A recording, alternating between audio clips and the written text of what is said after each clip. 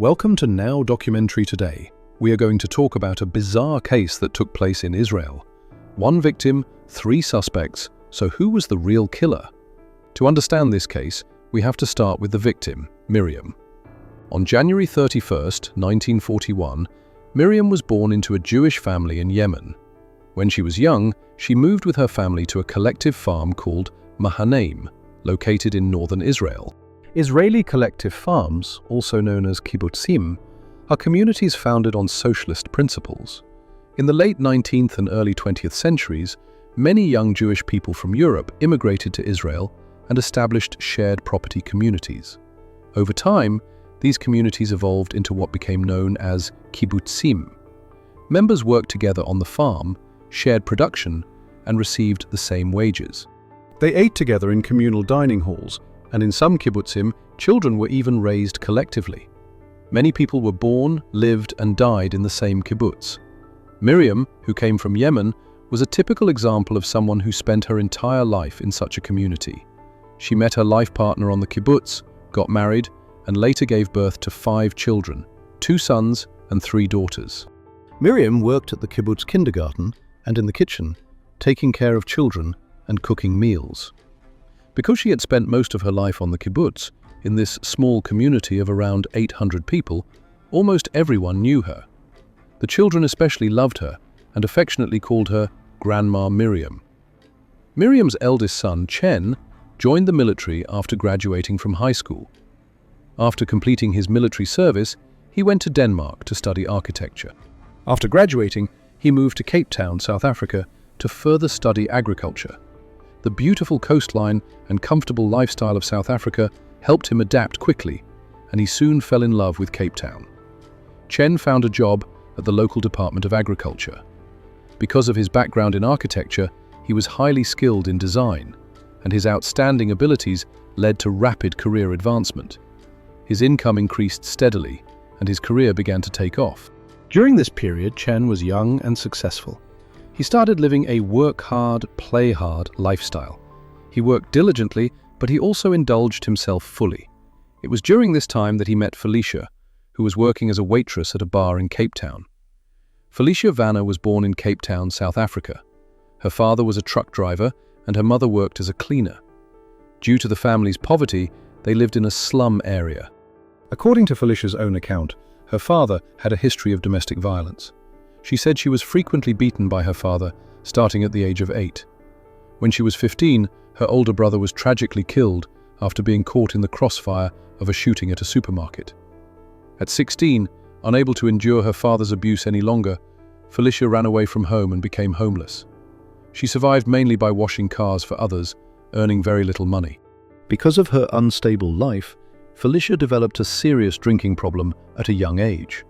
In order to survive, she had even worked as a sex worker at one point. After living on the streets for 2 years, Felicia managed to move into a youth hostel in Cape Town. She later found work as a server at nearby restaurants and bars. It was during this period that she met Chen, who was a frequent customer at the establishment where she worked. Over time, the two developed feelings for each other. After dating for 1 year, they began living together in 2005. In Chen's eyes at the time, Felicia was a young woman full of energy and passion.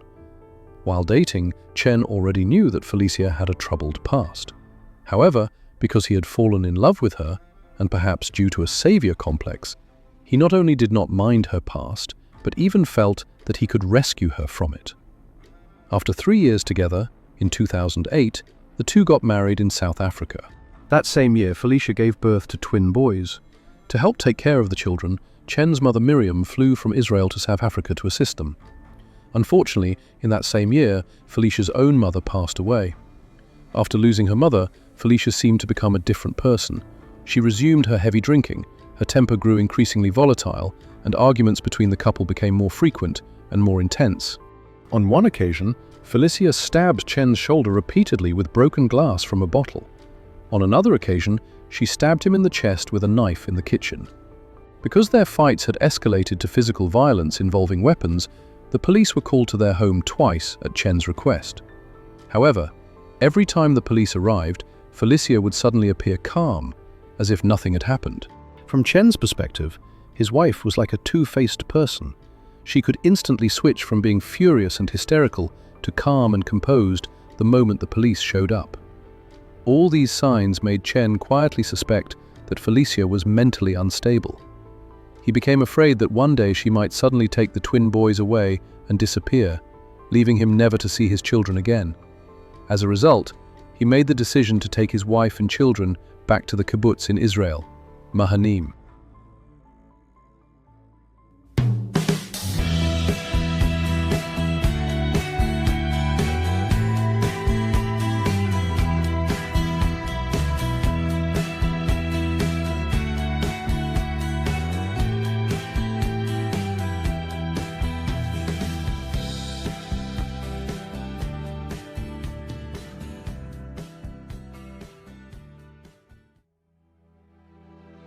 Returning to the kibbutz, a relatively closed environment, may have seemed like a good choice for Chen, who had been born and raised there.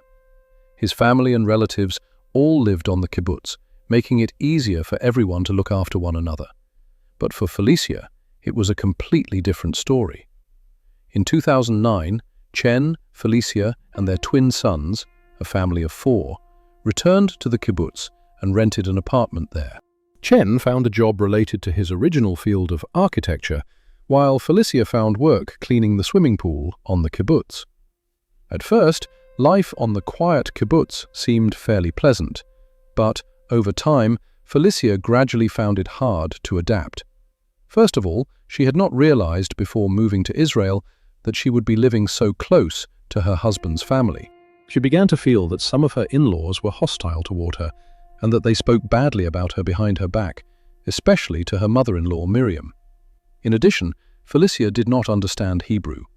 The language barrier, being in a foreign country with no friends, and the relatively closed nature of kibbutz life, all made her feel as if she were trapped in a cage. Feeling depressed, she began to miss her life in South Africa. Under this constant emotional pressure, Felicia still had to take care of the children and work every day. Her mood naturally continued to deteriorate. After 3 years of constant arguments, in 2012, Chen finally decided to compromise. He took Felicia and the children and moved away from the kibbutz to a nearby small town. Felicia found a job as a caregiver at a local nursing home.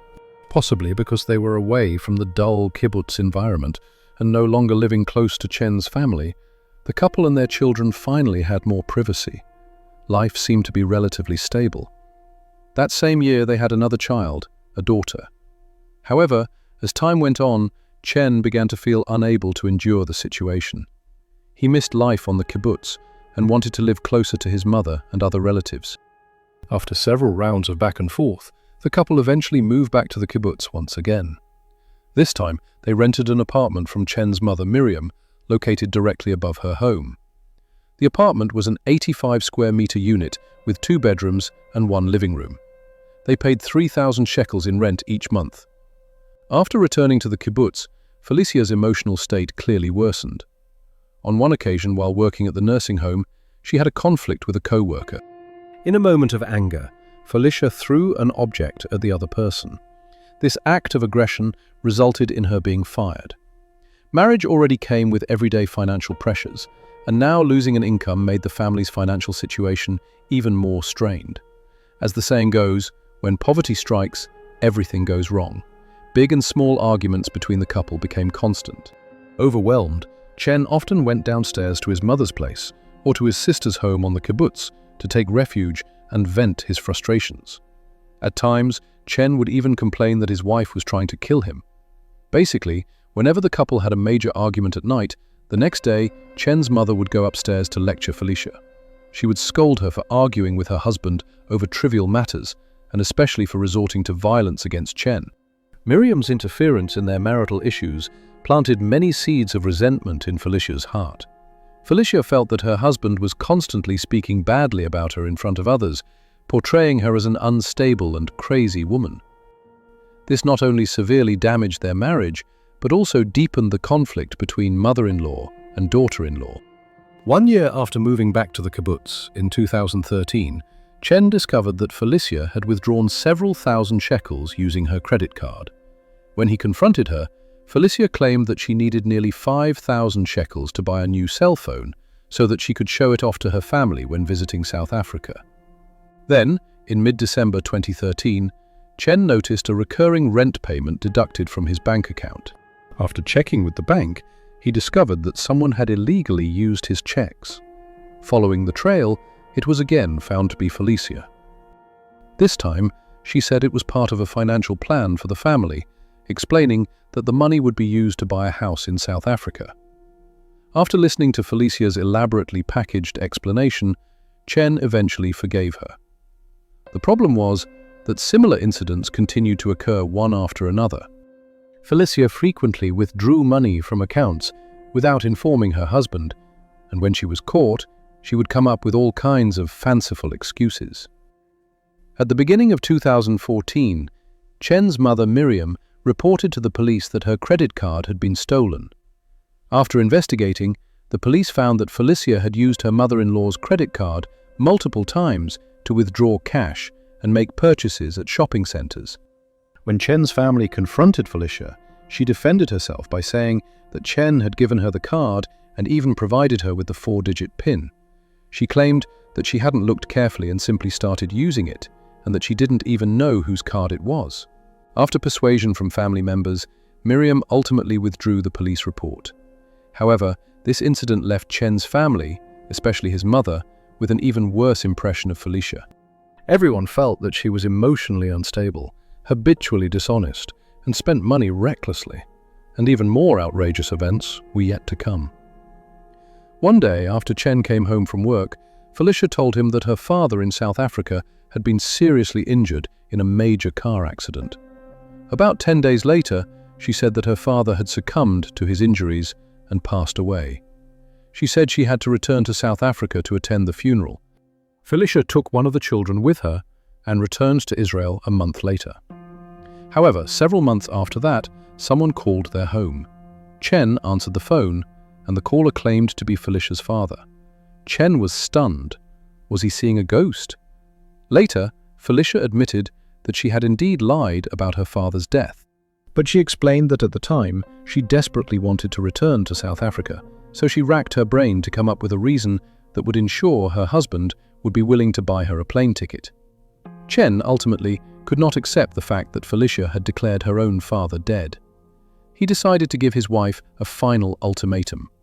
They had to attend marriage counseling together, or he would file for divorce. A few weeks later, Felicia said that she had decided to divorce. Although both of them verbally agreed to divorce, in reality they continued living together.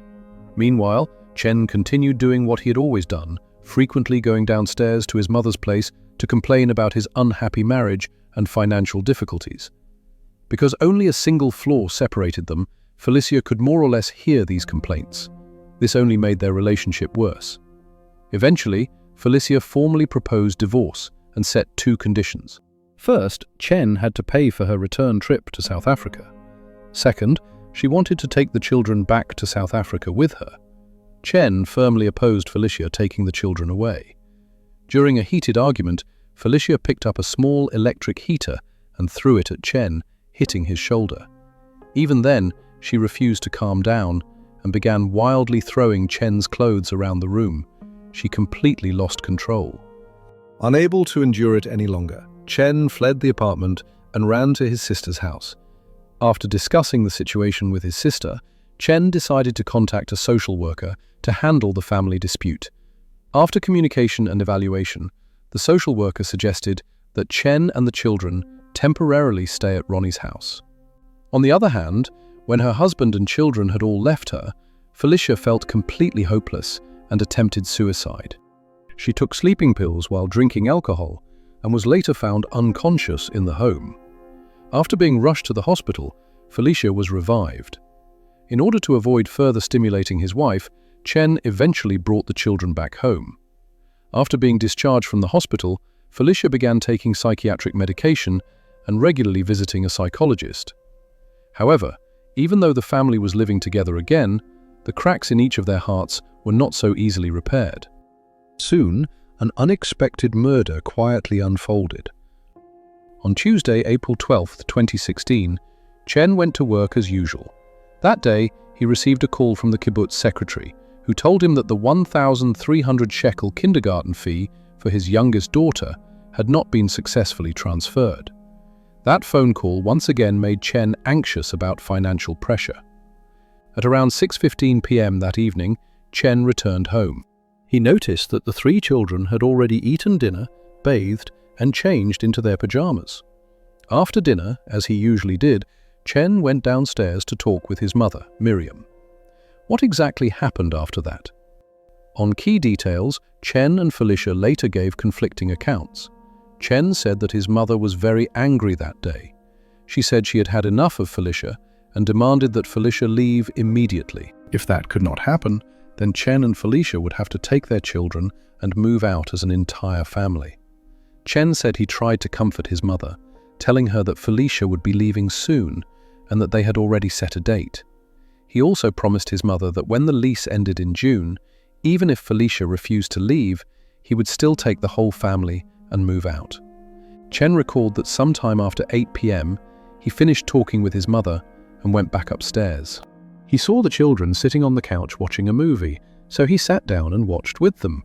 But very soon, Felicia began angrily yelling at him. She believed that Chen had gone downstairs to complain about her to his mother. Chen explained to his wife that he had been discussing other matters with his mother and was absolutely not speaking badly about her behind her back. Felicia refused to listen. She went to sleep on the couch and, before falling asleep, said something to Chen that carried a threatening tone. "One day, I will hurt her." Chen said that after hearing this, he immediately sat beside Felicia and tried to calm her down, telling her not to say such things and that nothing would happen. Felicia soon appeared to calm down, and the two of them went to sleep separately. Chen said that at around 11:15 p.m., he vaguely heard some kind of noise, but he did not think much of it and went back to sleep. About half an hour later, at around 11:45 p.m., he woke up again to take one of the children to the bathroom. After returning to bed, he noticed that Felicia, who had been sleeping on the couch, was now suddenly in bed. He then heard Felicia mumbling to herself, saying, "I was wrong. I was wrong." Chen said he was extremely tired at the time and did not think much of it, nor did he ask her any questions. He then fell into a deep sleep. The next morning, Wednesday, April 13th, 2016, Chen got up and planned to go downstairs to greet his mother. He wanted to reassure her and hoped she would not worry too much about his financial situation. However, when he went downstairs and knocked on the door, no one answered. Chen thought that perhaps his mother had gone out to walk the dog, or that she had taken sleeping pills the night before and was sleeping deeply. This kind of situation had happened before. He then called his mother's cell phone, but there was still no answer. Because he was in a hurry to get to work, Chen did not think too much about it and left the house. At around 9:40 a.m., Chen's sister Ronnie arrived at their mother's home, hoping to chat with her. She first called out to her mother from outside the door. When there was still no response from inside the house, Ronnie began to feel an ominous sense of unease. She entered the house and went into the bedroom to check. She discovered that her mother was no longer breathing. Shocked, Ronnie immediately called the police. The first to arrive at the scene was Shirley, a medical worker from the kibbutz. After examining Miriam, she confirmed that there were no signs of breathing. She immediately notified Magen David Adom, the organization equivalent to Israel's Red Cross, which is responsible for emergency medical services. Meanwhile, while Chen was on his way to work, he called his mother again for the second time, but there was still no answer. An hour later, at 9:44 a.m., his sister Ronnie called him and informed him of their mother's death. Felicia, on the other hand, received a call from a social worker instructing her to immediately call Chen, which she did. On the phone, Chen was already sobbing uncontrollably. On the very day of Miriam's death, her daughter Ronnie went to the police station and expressed doubts about her mother's passing. She believed that although her mother was elderly, she did not suffer from any serious illnesses. Why would a healthy person suddenly die? Therefore, she insisted on an autopsy. Ronnie also voluntarily provided the police with 3 leads. First, she said that her brother and sister-in-law were under financial strain and might have wanted to continue relying on their mother for support. It was possible that negotiations over money or property had broken down, leading them to kill her in anger. Second, Ronnie told the police that her mother had a credit card that had previously been reported lost. A replacement card had recently arrived, but it had gone missing again. She suspected that this card had been stolen by her sister-in-law, Felicia, who had a prior history of stealing credit cards and withdrawing money. Finally, Ronnie said that Felicia had a history of using physical violence. She often assaulted Chen during arguments, and the police had been called to the home multiple times in the past for domestic violence incidents. The police were already somewhat familiar with Chen and Felicia's situation, so they largely accepted Ronnie's statements. There was only one exception. Regarding the allegedly stolen credit card, police found at the crime scene that the card was actually safely placed inside a wallet within a black backpack. It had not been lost at all. After learning that his sister insisted on an autopsy, Chen was the first to speak out in opposition. Due to cultural and religious considerations, Judaism generally forbids damaging the body. According to Jewish beliefs, although the soul leaves the body after death, the body itself remains sacred and should be respected and protected. They believe that when the Messiah returns to the world, people will be resurrected. Therefore, the body must remain intact so that the soul can successfully return to it.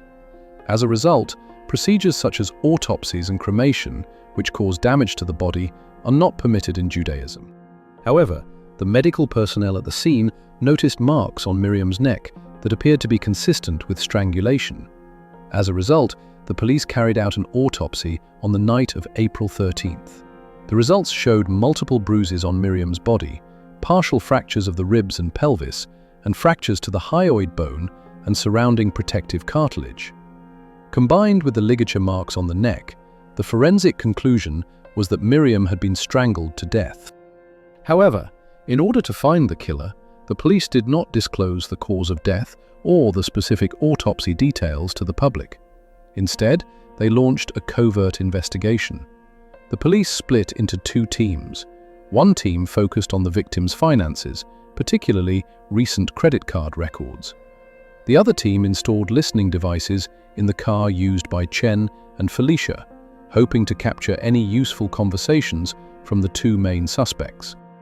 By reviewing the credit card transaction records, the police discovered that on April 13th, the day of the incident, someone had used the card in Rosh Pina, a town near the Kibbutz. The first transaction was the purchase of a pair of sunglasses for 1,199 shekels. The second transaction was a clothing purchase totaling 449.6 shekels. Later, between 8 a.m. and 9 a.m., someone attempted twice to withdraw cash from an ATM, but both attempts failed. After reviewing the ATM surveillance footage, the police were shocked to discover that the person attempting to withdraw the money was one of the suspects in the case, Felicia. However, what surprised the police even more was that progress on the wiretapping side was extremely poor. When Felicia and Chen drove home from the police station, the entire drive was unusually quiet. The two barely spoke at all. Later, Felicia revealed that before getting into the car, Chen had already warned her to be very cautious, telling her that he believed the police had installed listening devices in the car. He repeatedly signaled to her not to speak while inside the vehicle. Regarding the wiretapping suspicion, Chen later recalled that a few days after the incident, he received a phone call from someone claiming to be an officer from the police's Northern Central Unit.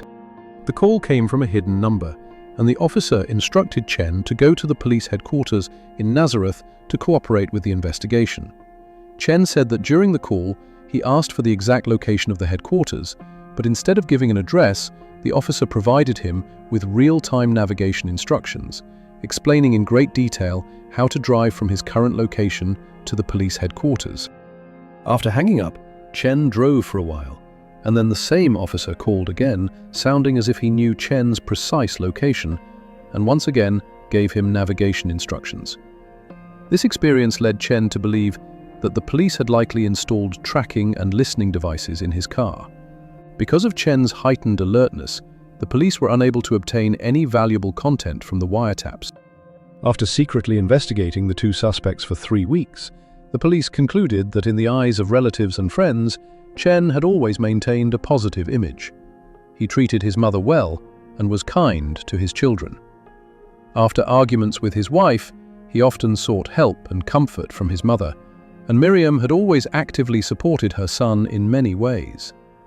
There were no obvious conflicts or major disputes between mother and son.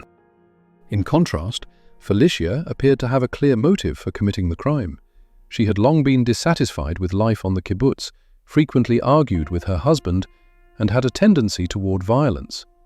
Her relationship with her mother-in-law had always been poor, and prior to the incident, she had been asked by Miriam to leave the apartment.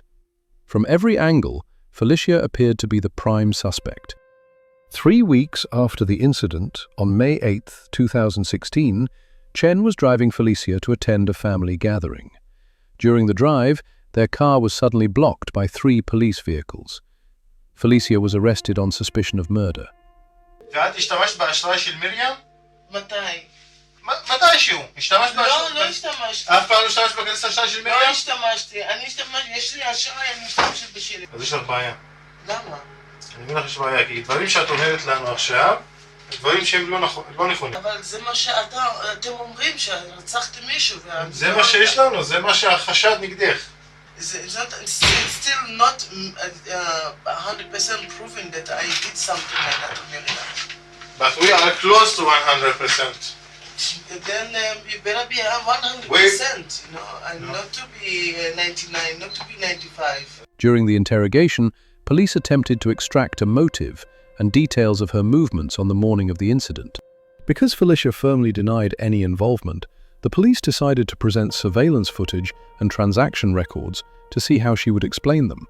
Faced with undeniable evidence, Felicia provided a new version of events. This time, she admitted to using the credit card, but claimed that the card had been given to her by her husband.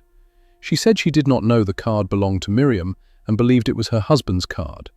So we got you buying Roca sunglasses. We got you on Castro buying with the same credit card. Then 2 minutes, you have 2 drawing attempts on the ATM at Rosh Pina. No. This is absolute fact. I did not try to drive. I'm telling you from minute to minute, I'm telling you now I know you are a murderer. Because I'm gonna get. Seeing that the police were not convinced, Felicia then changed her story for a 3rd time. This time, she said the card was not given to her by her husband, but that she had taken it herself. She claimed that the card had originally been hidden in her husband's pants. In addition to the credit card issue, investigators also discovered that Felicia frequently exchanged messages with her sister in South Africa. In these messages, she spoke badly about Miriam behind her back, complaining about how unbearable her mother-in-law was. When emotionally charged, she even used harsh language, sounding almost as if she were threatening or cursing her. The police asked Felicia why she wrote such messages, particularly asking what she meant by saying, "I hope she dies." Felicia responded that there were indeed serious conflicts between her and her mother-in-law, and that venting to her sister was normal. She said that although her words were sometimes excessive, it was merely verbal venting, and that she never truly intended to harm her mother-in-law. Although the police believed Felicia had a strong motive, they could not obtain enough concrete evidence from her statements to charge her with murder. Additionally, the credit card transactions and text messages alone were insufficient to support a murder indictment. As a result, the police decided to see whether they could obtain useful information from Chen instead. As it turned out, Chen was unable to clearly recall many details from the day of the incident. This included whether he went out alone to take the children somewhere, or whether Felicia went with him. He simply could not remember. At one point, Felicia claimed that it was Chen who went out that morning. When investigators told her that Chen denied this, Felicia changed her statement again, saying that she could not remember clearly either. She even suggested at one point that she might have taken the bus instead. In short, both of them claimed that they were not present at the scene when the crime occurred. When questioned by the police, Chen initially stated that he did not believe his wife Felicia had any motive to kill his mother. However, When investigators showed him the surveillance footage of Felicia at the ATM, he immediately changed his statement and directly accused Felicia of being the murderer. Chen said that Felicia killed his mother primarily to hurt him. He explained that at the time of the incident, Felicia and he had already been living in Israel for 6.5 years. During those 6.5 years, Felicia had seen how close he was to his mother, and therefore knew that harming Miriam would be the greatest punishment she could inflict on him. Chen even claimed that Felicia had threatened him in the past, saying, "Don't push me to do something I'll regret." He also said that Felicia had physically abused him and that he was afraid of her. This, he claimed, was why he had previously concealed the fact that his wife was the killer. When investigators told Felicia that Chen had begun accusing her of murder, Felicia once again changed her version of events. This time, she told a story in which a son murdered his own mother. She claimed that Chen had strangled his mother to death during a heated argument, and that she had helped him cover it up because she did not want her children to grow up without a father. At this point in the interrogation, the police were thoroughly confused by the conflicting stories told by Chen and Felicia. As a result, on May 24th, the police decided to have the two confront each other face to face. During the confrontation, voices were raised and accusations flew back and forth. So you think that I killed your mother? I know you did, Felicia. What's the truth? Didn't you say that you are going to hurt Miriam? I never said that I'm gonna hurt him. Look, this guy is thinking he wants to save his own ass. I never said that. Now all these people are sitting here. If I want to tell them what I want to tell them now, you're gonna go down. And you know what? I will go to jail. Yes, you will go with me to jail. Because the only thing that you want now is the children. You're never gonna get it, Chen. You and I, we both know the truth. Chen killed his mother and told me not to tell anybody. How do you know it? I know. He told you that? He told me that same night, listen, that same night that he went to his mother's house and he was arguing with his mother, he came back upstairs. He was so frightened, and whatever what he's saying to you now is not true. This man is a killer, and he told me about it. The reason that I lied here is because I wanted to save his own ass. Matome, Tane. It's a lots of crap, and you know it. You know it. Choke her in the kitchen. He told you how? No, he didn't tell me how. But he told me choke her, and then he take her and went put her to bed. Based on Felicia's accusations during the confrontation, which the police considered highly credible, Chen was arrested on the spot. The police separated Chen and Felicia and continued further interrogations. At this stage, the investigators' attitude toward Chen clearly shifted. They treated him as if he were already guilty, using aggressive tactics, strong pressure, and humiliating language in an attempt to force a confession. Later, Felicia voluntarily requested to return to the crime scene and reenact what had happened. Just as during the confrontation, the police fully accepted Felicia's reenactment, believing that what she demonstrated matched the evidence they had observed. Felicia stated that on the evening of April 12th, her husband returned home shortly after 6 p.m. and quickly went downstairs to talk with his mother. She said she was upstairs in the apartment, smoking near the window. She claimed she could faintly hear voices coming from downstairs, followed by shouting, and then a loud bang, as if something heavy had struck the floor. She then went downstairs to check. According to her, Chen appeared panicked and told her that he had messed up. At Chen's request, she helped move the body, relocating Miriam from the kitchen floor to the bed in the bedroom. However, this account conflicted with what Felicia later told journalists.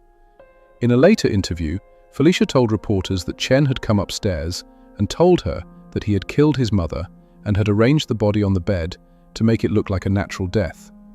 She said that at the time, her mind went blank. She did not realize that her mother-in-law was already dead, and because her husband appeared extremely panicked, she did not think much or ask many questions. She simply helped move the body. She later said that Chen took Miriam's wallet, removed 1,600 shekels, and gave her the ATM card. In both versions, the one given to police and the one given to journalists, Felicia admitted that she assisted in moving the body. She said that after moving the body, she went straight back upstairs. She also sent a text message to her sister in South Africa, telling her that she believed her husband had killed his mother. Her sister advised her to report it to the police immediately. Felicia said that she panicked. She feared that if her husband found out she had reported him, he might kill her in a fit of rage. Secondly, she worried that if Chen went to prison, she, unemployed at the time, would have no way to support their 3 children. For all of these reasons, Felicia claimed that she did not proactively contact the police. From the police perspective, during the interrogation, Chen would sometimes provide extremely detailed explanations. Adhering to the belief that criminals talk too much, investigators felt that these overly detailed accounts actually made Chen appear more suspicious, even cunning, as if he were deliberately using verbal tactics to confuse the investigation. Although Felicia's statements were also inconsistent, and she had a history of conflict with her mother-in-law, overall the police formed the impression that while Felicia was clearly a problematic individual, Chen's issues appeared even more serious. In the eyes of investigators, Chen's words and behavior during questioning more closely resembled those of someone who had killed. As a result, based largely on Felicia's testimony, Chen was formally charged with murder on June 19th. On the same day, Felicia was also charged, but only with relatively minor offences, including obstruction of justice and credit card theft. After charges were filed, Felicia was released from custody and placed under house arrest. According to the indictment, on the night of April 12th, Chen went downstairs to his mother's home and complained about his financial difficulties, saying the family was under serious financial strain. He asked his mother to help by reducing the monthly rent from 3,000 shekels to 2,000 shekels. Miriam refused this request and even told Chen that she only intended to renew the lease until June and did not want them to continue living there afterward. This enraged Chen. According to the indictment, he began violently assaulting his mother and then strangled her, causing death by suffocation. After learning that Chen had been charged with murder, many people on the kibbutz found it hard to believe. Although Chen had left the kibbutz at the age of 18 to serve in the military and had lived overseas for many years, returning only at the age of 43, many residents still remembered him from his childhood and teenage years. They described Chen as a smart, cheerful, and gentle child, someone who simply did not fit the profile of a killer. The trial began in October 2016. Due to severe financial difficulties, Chen could not afford to hire a private lawyer and was forced to rely on a government-appointed public defender. His defense attorney argued that the police indictment and investigation were fundamentally absurd. This was because the prosecution relied overwhelmingly on Felicia's testimony. During interrogations, Felicia repeatedly contradicted herself and frequently lied. Moreover, if motive alone were considered, Felicia arguably had an even stronger motive than Chen. In addition to the previously mentioned financial issues and her history of stealing her mother-in-law Miriam's credit card, Chen's defense team also discovered that Felicia harbored intense hatred toward her mother-in-law. She had sent text messages to her sister in South Africa, complaining about and cursing Miriam. In addition to the English language messages previously mentioned, some of the messages were written in Xhosa, a local South African language. Shockingly, the police had only reviewed the English messages. As for the Xhosa messages, they merely asked Felicia to translate them on the spot and did not conduct any further investigation. Chen's defense team later hired professional translators to translate all of the Xhosa messages into English. What they found was chilling. According to Chen's attorneys, these messages clearly showed that Felicia was mocking the police for being misled and treating Chen as the murderer. In order to conceal this evidence, she had deliberately chosen to use Xhosa instead of English.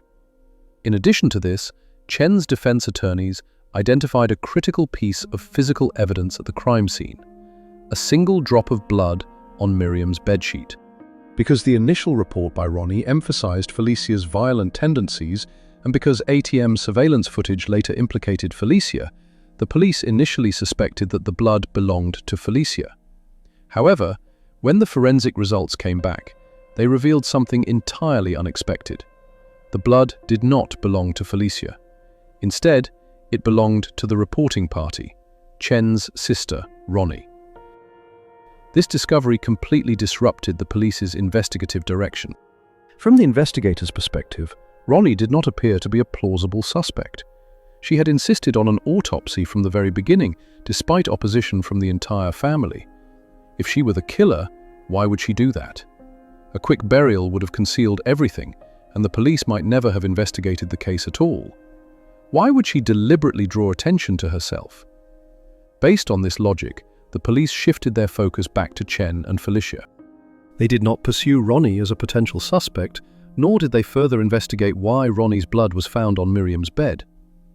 Chen's defense team argued that, as the first person to discover the victim, Chen's sister Ronnie could not be completely ruled out as a suspect.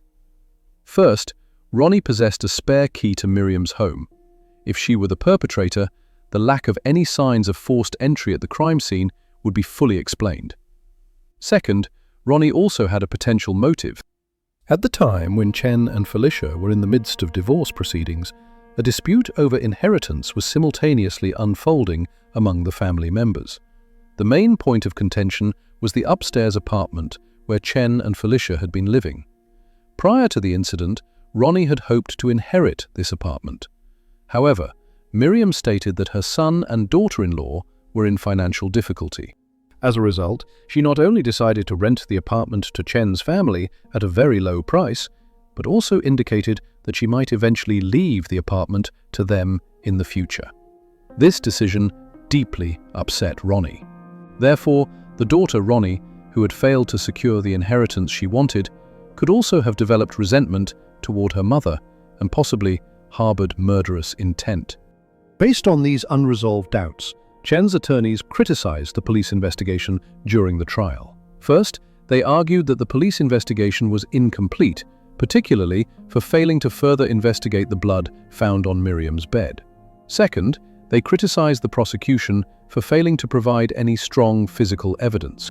All of the evidence presented was either circumstantial or heavily speculative in nature, relying primarily on the testimony of Felicia, a woman who had repeatedly lied. The key issue was that during interrogations, both Chen and Felicia ultimately accused each other of being the murderer.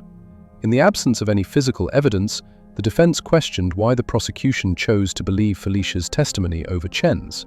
1 year after the incident, on March 28, 2017, 3 Israeli judges unanimously ruled that the prosecution's evidence was extremely weak and insufficient to prove that Chen was the killer.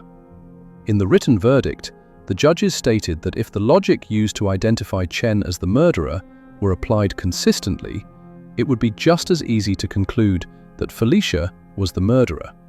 The investigation errors in this case were simply too numerous to bear.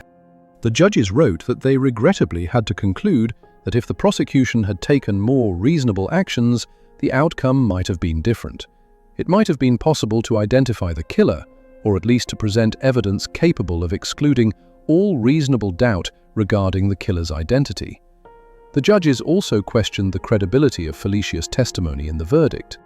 They stated that Felicia left a clearly unreliable impression and that the darker, manipulative aspects of her personality had not been fully uncovered. They acknowledged that Felicia's statements were untrustworthy and could not serve as a basis for criminal conviction, especially in a murder case. Therefore, the court concluded that the prosecution had failed to meet its burden of proof and could not establish the defendant's guilt. Miriam was 74 years old at the time of her death. Unfortunately, she took the secret of her death with her to the grave. To this day, her killer remains unknown. The court expressed regret over this outcome, but emphasized that nothing is more important than justice and respect for the rule of law. Under the current criminal justice system, unless there is conclusive evidence proving a person's guilt, a conviction cannot be issued. Accordingly, the court found the defendant not guilty and dismissed all charges in the indictment. Chen was released in court that same day. After his release, Chen accepted interviews with the media outside the courthouse. He told reporters that the thing he most wanted to do now was return to his children's side. Meanwhile, Chen's ex-wife, Felicia, was ultimately convicted only of credit card theft. She did not serve any prison time and was merely required to complete 2.5 months of community service. To this day, when facing media interviews, she continues to insist that Chen was the one who murdered his mother. In the same year the case concluded, in 2017, Israel's public television network produced a documentary about the case and followed Chen's life after his release. At the time, the 51-year-old Chen was unemployed and struggling to find work. Chen said that he was in a very poor state at the time. He had lost his job, lost his children, and lost his mother. He also felt that he had been condemned from afar. Many of his family members, especially his sister Ronnie, firmly believed that he was the one who killed their mother. However, the police did not continue investigating the case, and it was left unresolved. This made Chen feel that his wrongful accusation had never been fully cleared. In 2022, an Israeli court ruled that the state must compensate Chen 520,000 shekels, approximately $150,000. In 2023, Chen published a book compiling writings he had produced while in prison. He also gave interviews to Israeli news websites, stating that he had moved with his 15-year-old twin sons and 11-year-old daughter away from the kibbutz to a nearby town. Now, 58 years old, Chen tries to spend as much time as possible at home with his 3 children. Despite the unanimous acquittal by 3 judges, all of his relatives still firmly believe that he murdered his mother. From the day of his arrest on May 25, 2016 onward, aside from his 3 children, every member of his family cut off contact with him. This sense of powerlessness, of being unable to clear his name, has caused Chen deep pain. Every year on the anniversary of his mother's death, Chen goes alone to her grave. The past is unbearable to look back on, yet he cannot avoid remembering it. His mother has passed away, but the case remains unsolved. The killer is still at large. Perhaps what saddens him most is knowing that his mother's case may never have an answer. So, what do you think about this unsolved case? Who do you believe is the real killer? Is it Chen, who appears gentle and fragile? Is it Felicia, who repeatedly lied? Or is it Ronnie, the first person to discover the victim? You're welcome to leave your thoughts in the comments below and share your perspective. As always, take good care of yourselves. We'll see you next time.